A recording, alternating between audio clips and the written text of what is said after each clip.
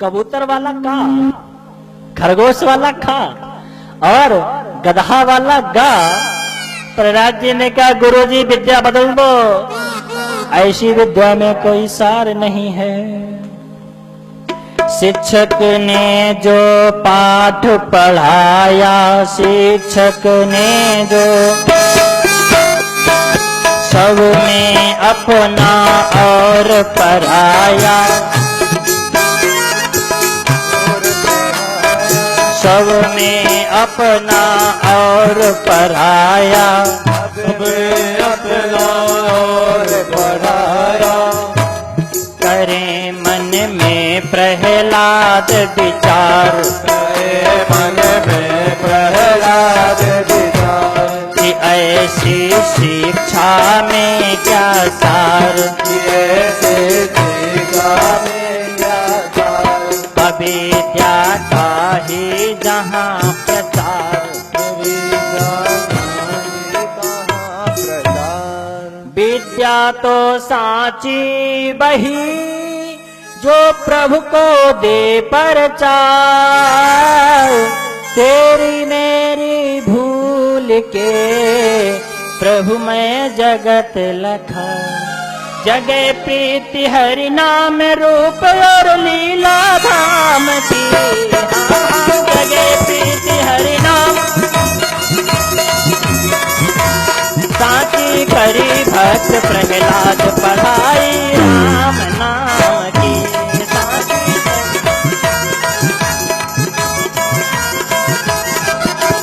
साची करी भक्त प्रहलाद पढ़ाई राम नाम की।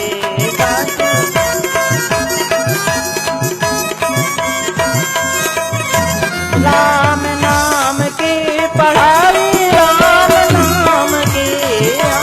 राम नाम की पढ़ाई राम नाम की। साची करी भक्त प्रहलाद पढ़ाई राम नाम की। पढ़ाई राम नाम की।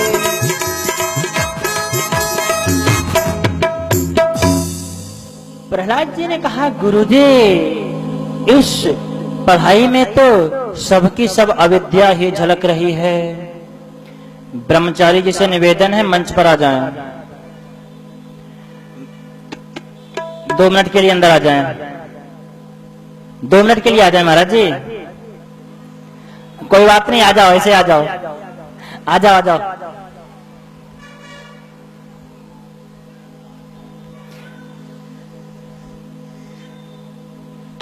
रघुनंदन राघव राम हरे सिया राम, हरे सिया राम, हरे राम हरे सिया राम हरे। रघुनंदन राघव राम हरे। रघुनंदन राघव राम हरे। रघुनंदन राघव राम हरे। रघुनंदन राघव राम हरे। सिया राम हरे सिया राम, हरे सिया राम हरे सिया राम हरे। सिया राम हरे सिया राम, हरे सिया राम हरे सिया राम हरे। रघुनंदन राघव राम हरे सिया राम, हरे सिया राम, हरे रघुनंदन राघव राम हरे सिया राम हरे सिया राम हरे। रघुनंदन राघव राम हरे सिया राम, हरे सिया राम, हरे रघुनंदन राघव राम हरे सिया राम हरे सिया राम हरे। सिया राम हरे सिया राम, हरे सिया राम हरे सिया राम हरे। सिया राम हरे सिया राम, हरे सिया राम हरे सिया राम हरे। आज प्रहलाद जी ने कहा ये कैसी विद्या है जहां पर विद्या का तो नाम ही नहीं है, सबकी सब अविद्या है। आप पढ़ाई बदल दो। बोले ठीक है, कैसी पढ़ाई करें? तब कहते हैं कि आप पढ़ाओ का से कमलापति, खा से खगेश, गा से गरुड़। बोले नहीं, ये पढ़ाई नहीं हो सकती है। तुम्हारे पिता हिरण्यकशिपु इस पढ़ाई से बहुत क्रोधित होते हैं, बहुत नाराज होते हैं, हम ऐसी पढ़ाई नहीं कर सकते हैं। बोले ठीक है, अब आप अपनी पढ़ाई कराओ, हम अपनी पढ़ाई करते हैं। आप अपनी पढ़ाई कराओ, हम अपनी पढ़ाई करते हैं। बोले ठीक है। अब तो दोनों अपनी अपनी पढ़ाई में लगे हुए हैं।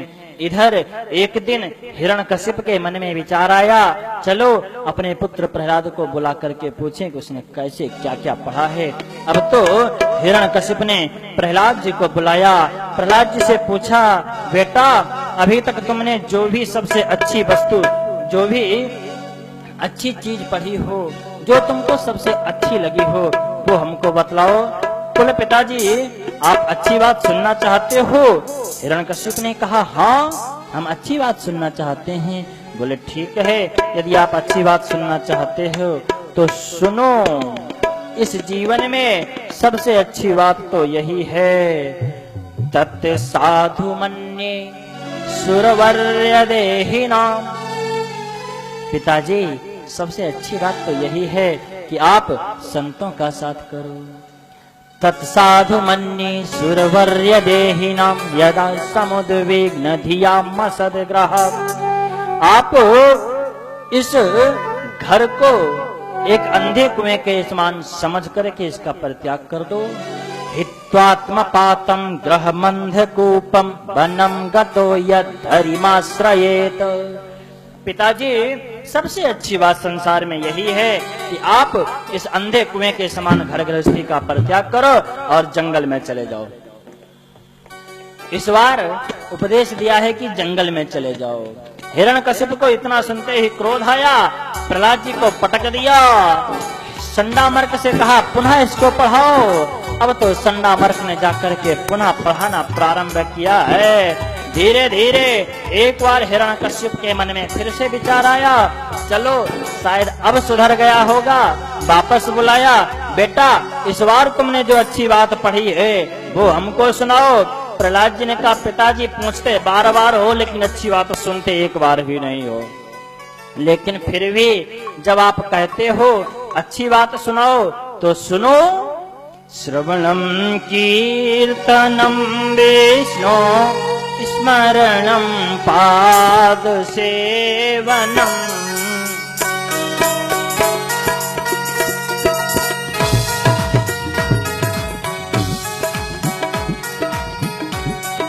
श्रवणम कीर्तनम विष्णु स्मरणम पाद सेवनम।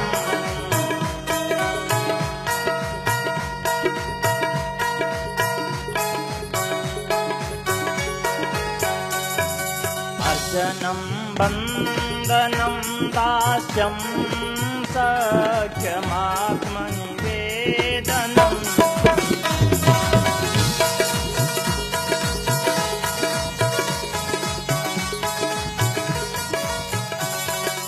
अर्चनम बंदनम दास्यम सख्यमात्मनिवेदनम।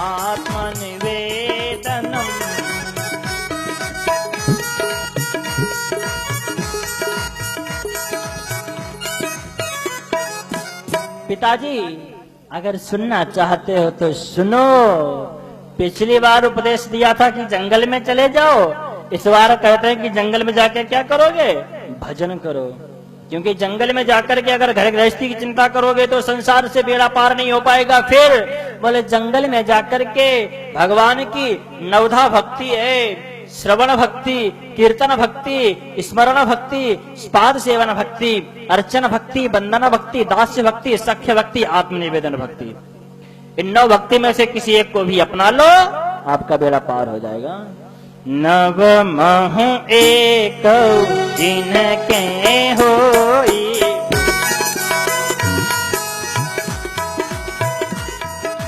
नव महु एक जिनके होई, नव महु एक जिनके होई। नारी पुरुष पुरुष सचराचर कोई, नारी पुरुष सचराचर कोई, नारी पुरुष सचराचर कोई।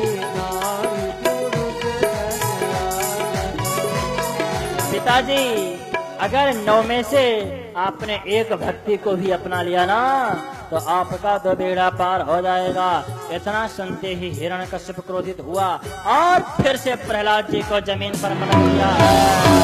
अब तो संडामर्क से कहा, तुम लोग क्या पढ़ा रहे हो? संडामर्क ने कहा, भगवान क्षमा करें, न मत प्रणीतम न पर प्रणीतम, ना तो इसको मैं पढ़ा रहा हूँ ना ही कोई और पढ़ा रहा है। फिर ये सब पढ़ के कहां से आ रहा है? बोलो, श्रुतो बदत्येश तवेंद्र शत्रु, मुझे नहीं मालूम इसको कौन पढ़ा रहा है। अब तो हिरण्यकश्यप ने कहा, ठीक है, यदि तुम नहीं पढ़ा रहे हो, कोई दूसरा भी नहीं पढ़ा रहा है, तो लगता है कि गुरुकुल में कोई ना कोई वैष्णव आ रहा है, तभी तो प्रहलाद की बुद्धि बिगड़ रही है। अगर इस बार भी प्रहलाद ने ऐसा ही उल्टा सीधा उपदेश सुनाया तो फिर तुम्हारी खैर नहीं है। संडामर्क शुक्राचार्य के पुत्र बेचारे भयभीत हो गए और प्रहलाद जी को पुनः गुरुकुल में लेकर के आए। एक दिन संडामर्क कहीं चले गए थे, छुट्टी पर थे, उसी समय प्रहलाद जी ने अपने बालकों को बुलाया, जो असुर बालक थे उन बालकों को बुलाया। असुर बालकों ने कहा, प्रहलाद जी, तुम इतना भगवत भजन क्यों करते हो? जब तुम्हारे पिता तुमसे इतना रुष्ट रहते हैं इस भगवत भक्ति के कारण, तब तुम इसको क्यों करते हो? बुढ़ापे में कर लेना। प्रहलाद जी ने कहा, बुढ़ापे में नहीं कर पाओगे। क्यों? क्योंकि बुढ़ापे की हालत बहुत खराब होती है। आंखों में तनेगा जाला, ये बुढ़ापे की हालत है। आंखों में तनेगा जाला, नाक से बहेगा नाला, लाठी से पड़ेगा पाला जरा जिंदगानी में। खड़े खड़े वस्त्र में करोगे मलमूत्र त्याग, पड़े पड़े थूकते रहोगे पीकदानी में। भक्ति क्या करोगे तुम, शक्ति ना रहेगी जब राम नाम बोलते तुम्हारी बंदवानी में। अतः भोग से वियोग करो, भक्ति से संयोग करो, कर लो भजन भगवान का जवानी में। भगवान का भजन तो जवानी में ही हो सकता है, बुढ़ापे में हाथ में लाठी आ जाएगी, नाक से गंगा जमुना बहने लग जाएगी। खड़े खड़े मलमूत्र का त्याग करोगे, पड़े पड़े बिस्तर पर थूकते रहोगे, बहुएं ताने मारेंगी, कब मरी है ई बुढ़नवा। बहुएं कहेंगी जल्दी से, बूढ़ा मरता भी नहीं है, पड़ा पड़ा दरवाजे पर खांसता रहता है, कफबात पित्त की उल्टी करता है, कुछ इसको समझ में ही नहीं आता है। इसलिए भैया भजन तो जवानी में ही हो सकता है। कौमार आचरित प्राज्ञो धर्मान भागवता निह, दुर्लभम मानुषम जन्म तदप्यध्रुवमदर्थ। अरे भैया, कौमार आचरित प्राज्ञो, कौमार अवस्था में ही भगवान का भजन किया जा सकता है। अब तो तुम लोग भी हमारे साथ में मिलकर के भगवान का भजन करो। गुरुपुत्रों ने कहा, भैया तुम्हारे पापा जी से हमको डर लगता है। प्रहलाद जी ने कहा, उनको तो हम देख लेंगे, लेकिन आज तुम लोग हमारे साथ मिलकर के एक बार कीर्तन तो करो। बोले ठीक है। अब तो आज प्रहलाद जी ने अपनी एक नवीन कीर्तन मंडली बना ली है। उस कीर्तन मंडली के अगुआ बन गए हैं स्वयं, और समस्त सखाओं को साथ में लेकर के प्रहलाद जी कीर्तन करने लग गए हैं। अब जरा ध्यान देना, जो लोग प्रहलाद जी को मानते हो वो तो भैया कीर्तन कर लेना, और जो हिरण्यकश्यप को मानते हो उनको हिरण्यकश्यप की ही सौगंध वो बिल्कुल मत बोलना। रघुपति राघव राजा राम,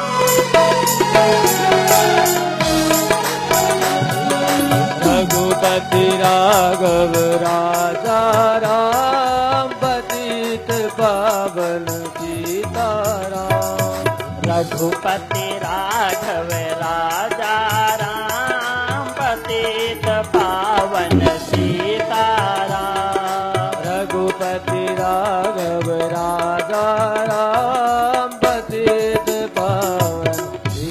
सीताराम सीताराम सीताराम भज प्यारे मन सीताराम सीताराम सीताराम भज मन प्यारे सीताराम रघुपति राघव राजा राम पतित पावन सीताराम रघुपति राघव राजा राम पतित पावन सीताराम। आज गुरुकुल में कीर्तन होने लग गया है। आज संडा मर्क ने सुना कि गुरुकुल में कीर्तन कौन करवाने लग गया। संडा मर्क दौड़ते दौड़ते आए, मेज पर अपना डंडा पटकने लग गए, बच्चों को शांत करने लग गए, लेकिन बच्चे शांत नहीं हो रहे हैं। अब तो संड ने एक बच्चे को पकड़ा। जिस प्रकार बिजली का करंट होता है ना, जिसको लगता है उसको तो लगता ही है, लेकिन अगर लगने वाले को किसी ने छू लिया तो उसको भी लग जाता है। जैसे ही संड ने उस बालक को छुआ, वो भी मस्ती में आकर हाथ उठाकर कहने लग गए, रघुपति राघव राजा राम पतित पावन सीताराम। रघुपति राघव राजा राम। आप सभी को अपने अपने पड़ोसियों की सौगंध अगर आप ना बोलो तो रघुपति राघव राजा राम पतित पावन सीताराम। सीताराम सीताराम भज प्यारे मन सीताराम। सीताराम सीताराम भज मन प्यारे सीताराम। रघुपति राघव राजा राम पतित पावन सीताराम। रघुपति राघव राजा राम पतित पावन सीताराम। आज गुरुकुल में विशाल कीर्तन होने लग गया है। अब तो सभी लोग, यहाँ तक कि गुरुकुल के अध्यापक भी कीर्तन करने लग गए हैं। संडा मर्क के गुरुकुल के बाहर जो पहरेदार पहरा दे रहे थे, उन लोगों को लगा चलो मैं चल करके कीर्तन बंद करा दूं। वो जाकर के पहुंचे हैं संडा मर्क के पास। जैसे ही संडा मर्क को उन्होंने छुआ, अब तो उनको भी भक्ति का करंट लगा और वो भी कहने लग गए, रघुपति राघव राजा राम पतित पावन सीताराम। रघुपति राघव राजा राम पतित पावन सीताराम। रघुपति राघव राजा राम पतित पावन सीताराम। ओ रघुपति राघव प्रयास महाराज कीर्तन करते हुए आ गए हैं। अब तो सभी लोग कीर्तन करने लग गए हैं। धीरे धीरे ये कीर्तन की आवाज हिरण्यकश्यप के कानों तक पहुंची है। हिरण्यकश्यप ने अपने सैनिकों को भेजा है। सैनिकों की भी आज वही स्थिति हो गई है। वो भी प्रहलाद जी के साथ हाथ उठा करके कहने लग गए हैं, रघुपति राघव राजा राम पतित पावन। रघुपति राघव राजा राम पतित पावन सीताराम। रघुपति राघव राजा राम पतित पावन सीताराम। रघुपति राघव राजा राम पतित पावन सीताराम। सीताराम सीताराम भज प्यारे मन सीताराम। ओ सीताराम सीताराम भज मन प्यारे सीताराम। रघुपति राघव राजा राम पतित पावन सीताराम। रघुपति राघव राजा राम पतित पावन सीताराम। धीरे धीरे अब तो प्रहलाद जी ने इस कीर्तन को और आगे बढ़ाया है। सभी बालकों से कहा कि चलो नगर फेरी करते हैं। सभी बालक प्रहलाद जी के साथ नगर फेरी करने लग गए हैं। जैसे ही पूरे नगर में भ्रमण किया है, हिरण्यकश्यप ने सुना। एक बार हिरण्यकश्यप के मन में भी हुआ कि मैं भी हाथ उठा करके कहने लग जाऊं, रघुपति राघव पावन सीताराम। रघुपति राघव राजा राम पतित पावन सीताराम। रघुपति राघव राजा राम पतित पावन सीताराम। लेकिन पुनः विचार करने लग गया